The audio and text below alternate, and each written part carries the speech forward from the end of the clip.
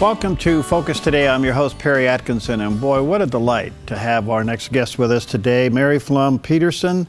She's a veteran, multi-Emmy award-winning producer at Good Morning America, and she's made it to the big time now. She's made it on theDove. Her work has taken her to New Orleans in the wake of Hurricane Katrina, the royal weddings in London, numerous Oscar ceremonies. But she's authored a book that is absolutely fascinating called White Dresses. Not only, there's a picture of it there on the screen for those watching on theDove TV, and I'm sure you can pick it up at Barnes & Noble, Amazon. Check it out. But today we're going to talk to her about that. So Mary, hi, how are you? Good to see you. Great to see you. Thank you so much for having me. Fascinating story. Where do we start with you? You name it. I'm an open book, so to speak. Well, what brought you to writing this book? You know, this is a book that honestly, it sounds a bit cliche to say, but I really never intended this to be a book. I had taken a writing class at my kids' preschool, the West Side YMCA here in New York. Thought it would be fun for mommy to take a class while the kids were in preschool. I was on maternity leave after having my fourth child, and I thought I was going to polish off a chick lit book, a rather fluffy novel I'd written. I thought it was just going to be a fun little writing class. And the third class into the session, the writing instructor asked us to write in-class essays to warm us up, and she assigned the topic of being, how did you get your name? And so I wrote a 10-15-minute essay very quickly about my name being Mary, in large part because of my mother and her time as a nun. She was a nun in the convent for nearly 10 years before I was born. She kept it very secret. I only found out by accident growing up when I found some old photos that she was a nun. It was a rather dark and strange time for her, yet she remained extremely faithful throughout her life, and it meant a lot to her that I was named Mary. And so in the course of reading this essay, everybody in the class said, you know, your novel's perfectly fine, but why don't you write about this? This is what we want to hear more about. You, your mother, your relationship. I had just lost my mother, and she'd been a single mom to me, so she really felt like, in so many ways, the only parent I had. I'd lost her just a year and a half before. I had just given birth to my daughter, my first girl after 3 boys. There was so much raw emotion, and so when I started to write, the thing just wrote itself. I realized that my life with my mother had really been woven together by the white dresses that we'd worn on significant days in our lives, both happy days and sad days, some in between, very bittersweet. And I wanted people to know more about my mother, and the class thought that that this should go to a publisher, and here we are. Wow. Well, some of it that I have become familiar with and reading through a little bit, I mean, your mother's own life, a nun, then she becomes pregnant with you. You did connect with your dad. Your mother's a hoarder. Your dad ended up being a closet gay man. Wow. How did you stay faithful through all of that? You know, it was my mom. My mother really always believed that she had no choice other than to believe. I sometimes asked her during some of the darker times and the stranger times, you know, how she remained so faithful. And in her words, she didn't know how not to believe. She just had a very, very deep sense of faith. She had a very, very keen sense that as bad as things were, there were just as many, if not more, wonderful things to be found. Certainly in nature. She was a big lover of everything from flowers to sunsets, big lover of culture, everything from Shakespeare to Beethoven, a big lover of life in general and connecting with people. I think, among other things, my mother really taught me you know, that through pain and suffering, it really enables us to really connect with one another. That's at the end of the day what makes us more alike than different, that we all have something. Everybody's got something. My mother really believed that, and I certainly believe that too. And this was our something, a rather complicated family life. But at the end of the day, through the highs and the lows and some kind of strange curveballs that life threw us, there was love. Always, always lots of love. Let me just go back a little bit, Mary. How would you describe a hoarder, and what is a hoarder? I mean, I've read some of the psychological things about it, but from your experience and perspective, what is a hoarder? From my experience and perspective, I would say a hoarder, the way that I knew it from my mother, certainly someone that has difficulty parting with things, so much difficulty parting with things that it serves as an impediment in their lives. So that's a really general term, but that's what I believe. That's where hoarding starts. With my mother, it started subtly. Mm-hmm. And so one thing I've certainly learned from this whole process is, certainly if there are the signs there, it's good for family members or for oneself to be aware of, like, hey, this could be something. People wind up becoming hoarders. The mental health community is still wrapping its arms around it. One thing that I was really fascinated by when everything was happening with my mother, I was a journalist. I am a journalist for a wonderful national news network, very reputable, ABC News, Good Morning America. I certainly know a lot of wonderful people in the medical community and mental health community through stories that I've done and through my colleagues in our medical unit. I thought if I could handle this, so to speak. I knew my mother's hoarding had been a problem since I was a child. I knew by the time I graduated from high school that I was determined to somehow find a way to make it myself and go back and help her any way that I could. And I was stunned that both with resources, my husband and I, we had, some financial resources we were armed with. We certainly had resources we hoped in terms of people we could call. We thought that we could, and my husband, I must note, was really remarkably supportive through this whole process. We thought we could lick this thing, beat this thing. And we underestimated two things. One, that the mental health community is still getting up to speed on how to address the hoarding situation. It's an epidemic in this nation. Some hoarders are obviously more pronounced and more advanced, so to speak, than others. But there's a real hoarding epidemic going on, and the mental health community is still catching up. There's both depression at work and an obsessive compulsive disorder at work. They're still catching up in terms of proper treatment, what works. They're catching up in terms of support groups, not only for the hoarders, but also for family members. The reality shows are on TV and they make it look all so simple, go in and clean up a house and throw everything away and ta-da, you're cured. And it's not that simple. Anyone who has a family member who's a hoarder, it's not that easy. The problem isn't the stuff. The stuff is the symptom. The problem is within that person, and sometimes deep within. Sometimes that person isn't aware. In the case of my mother, she was brilliant and gifted, and on the outside was functioning quite well. She was a decorated teacher. She had 2 children that had done exceptionally well in school and graduated at the tops of their classes. My brother was a big star athlete. I was valedictorian of my class, editor of my school newspaper. The list went on. Both of us got big scholarships to schools. We lived in a nice house on a nice street, and we showed up at church every Sunday on time. But behind closed doors, it was a different story. That's where I really showed that what was broken within my mother was kind of acting out, and just not an unwillingness to clean up, but an inability. And there's a difference. And that's something I think as a nation we also need to come to terms with. Those hoarding shows make it so easy to point and gawk and stare. And no matter who you are, if you stop and watch, there's a certain amount of voyeurism involved. And I don't say that judgmentally. I mean, that's the nature of reality TV. And as a TV producer, I understand, it's some interesting good TV. If you categorize good TV as something you can't turn away from. But these are real lives and real people, and they have a real medical condition.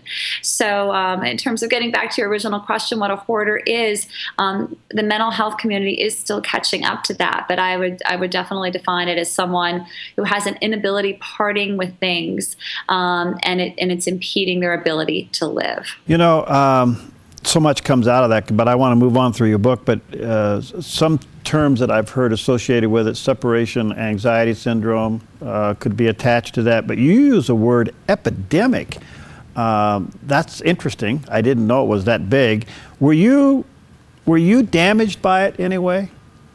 Oh, sure. I mean, I think anyone from any childhood situation, there are scars, but that's no different than than someone that perhaps was a child of an alcoholic, or someone who had an abusive parent, someone that endured, some kind of childhood trauma. But absolutely, I think we're all scarred to a degree, and strengthened, depending on what happens in our childhood. But absolutely, in terms of it's definitely the good thing is my mother, it never ever impeded my mother's ability to love, ever, ever, ever. She was extremely loving and giving. And so even when her mental health was not in the best shape, even when her depression was getting the best of her, she was very, very loving. And I have that. I'm very grateful for that. But certainly my sense of home and what I think of when I think of home is different than I think of a lot of people's. My childhood house, originally had been the shelter, that a house is supposed to be, especially when you're a child. It shields you literally and figuratively from the snow and the wind and the rain, or a bad day at school. It's where you bed down at the night. In the nighttime, or have a slumber party or a birthday party. But as I grew older and became a teenager, the house increasingly became an albatross. And certainly by the time I was a young adult, and then the last 10 years of my life, not allowed to go back to my childhood home, it had gone from being a home to being something much different. And so I think if the biggest thing I think that it's done for me is, for better, for worse, it's just changed how I think of home. Home, I learned is as silly as it sounds, is really where the heart is, where the family and loved ones are. Home for me seldom is associated with a structure, and that's good and bad. I'm not married to the idea of having some great big house. Frankly, that would scare me after what I went through as a child. But it could be bad in that, I think it's that sense of, inner security, that inner core, that inner peace, that was unfortunately lacking because of my mother's mental health situation. Mary, I have to do something I'm sure you're very familiar with. It's called a break. Got it. All right, let me take a quick break. We'll be back with Mary Pflum Peterson and her book entitled White Dresses. What did she mean by that title? We'll find out when we return. Hi, I'm Paulina, and I work at theDove TV. Did you know that when you support theDove TV, you have a profound impact, not only in our community, but around the world? It's your continued support that takes the inspiration and hope in the programs we produce and makes them available to the thousands of people who are watching these videos online every week. Help bring encouragement and hope to our valley and beyond by making a secure online donation today at our website, thedove.us.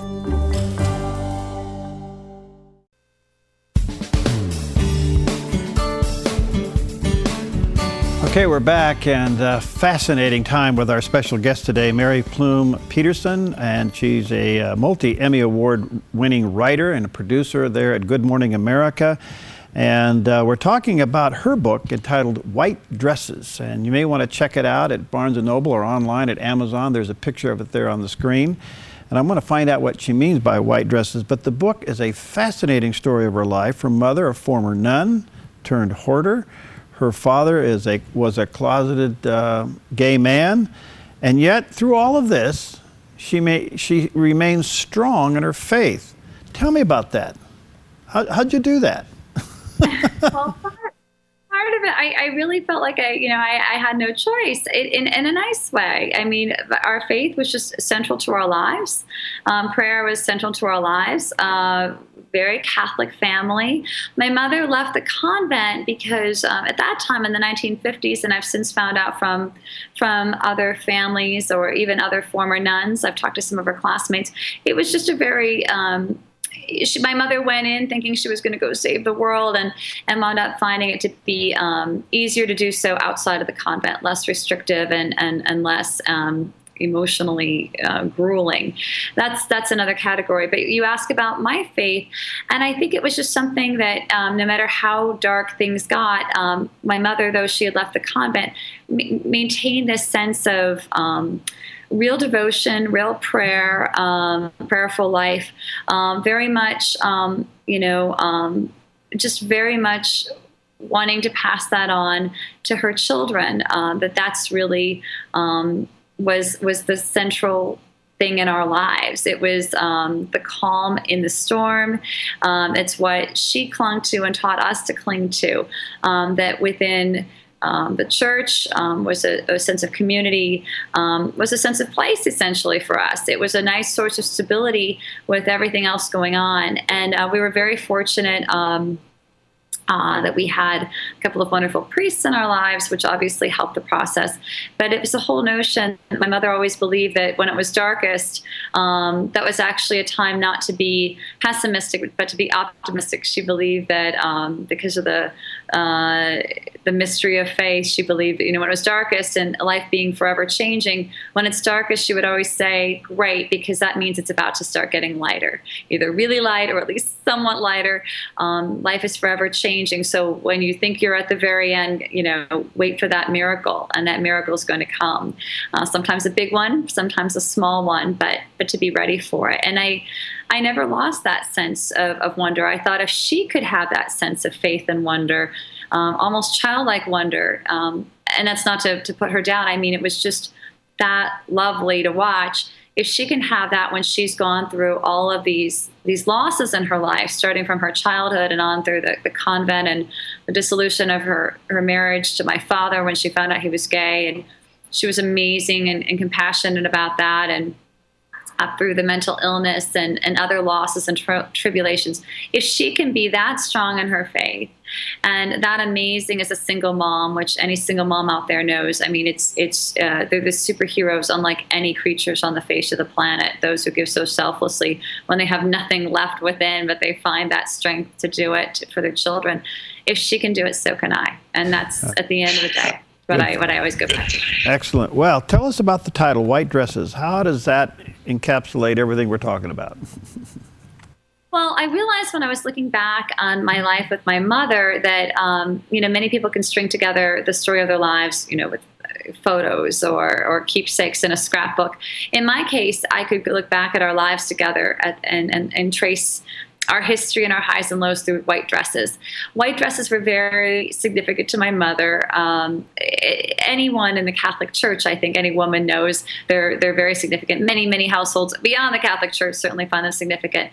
They're dresses that were worn at big milestones in life. The christening, the first communion, confirmation, graduation, certainly a wedding gown. And I realized that there were some additional white dresses in our lives, our collective lives, that really told the story of our lives. In my case, a great little white suit that I wore when I was on camera for CNN and traveling the world, a wonderful Vera Wang white nightshirt that my mother gave me after the birth of one of my children that meant so much to both of us. White for her was a color unlike any other. It represented endless possibilities to her. It represented a chance to start over. That's what the church had taught her to a degree. That's why it's often worn on those big ceremonial days, because it is a milestone color, or lack thereof, depending on how you look at the color white. But for her, it just represented faith and hope, the chance almost at a do-over, which in hindsight stands in great juxtaposition to the hoarding that eventually became her life. Something so messy on one hand, and she loved something so clean and white on the other, but there it was. She really loved the possibilities that it represented. And so because she raised me loving white dresses and we wore so many significant white dresses, it became very easy to tell the story of her life and my life through the white dresses. Each chapter begins with the story of a white dress. It begins with my mother's baptism dress. It goes all the way up through my young daughter's baptism dress. And in between, there are my mother's first communion and graduation and dress that she wore the day she became a nun. That was a white wedding gown, the dress she wore when she married my father. And then it takes on through my baptism dress and the milestone dresses in my life, including that great little white suit, which my mother, by the way, hated. And she also hated my wedding gown, which she thought looked like a nightgown. But that's part of the story as well, that mothers and daughters can have extraordinarily loving relationships, but also be very human.